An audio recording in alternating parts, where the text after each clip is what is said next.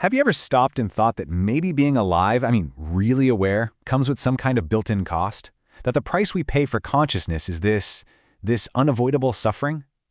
Well, today we're diving into a really fascinating philosophical framework that tackles that exact question.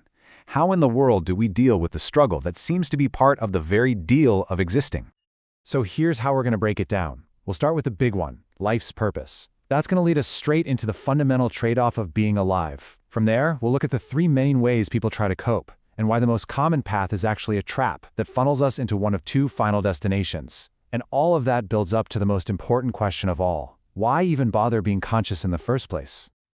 All right, so to really get to the bottom of this whole suffering thing, we have to start at the beginning. We have to ask that huge question from our agenda. What's the point? Why are we even here? Well, the philosopher Jiddu Krishnamurti had a really interesting take on this. He suggested that our ultimate purpose isn't about, being happy or successful. No, he said it's rooted in this deep, driving curiosity, this fundamental desire to figure out the nature of creation itself. Basically, our whole purpose is to ask questions. Okay, but that's where the catch comes in. That very ability to ask questions, to be conscious, has a price tag.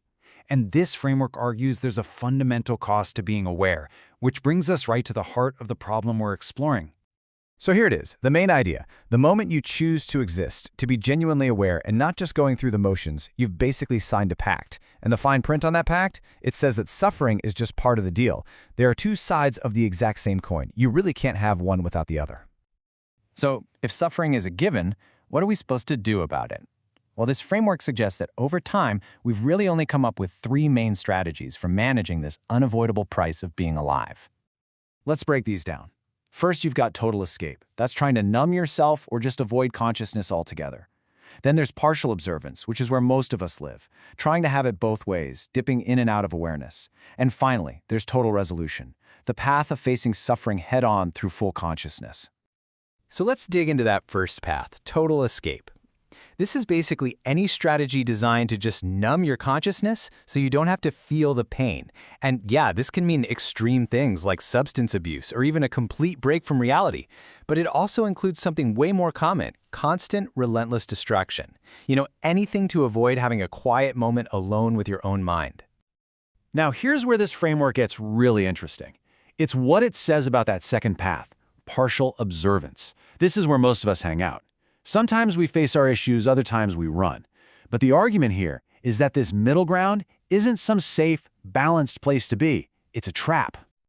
See, when you're walking this tightrope, jumping back and forth between being aware and trying to escape, your suffering isn't just some static weight that you carry around. Something else is happening while you wobble back and forth. It grows, it actually gets worse.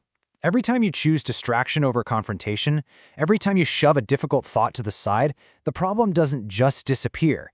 It festers, it compounds, and it makes the next time you're fully conscious even more painful than the last.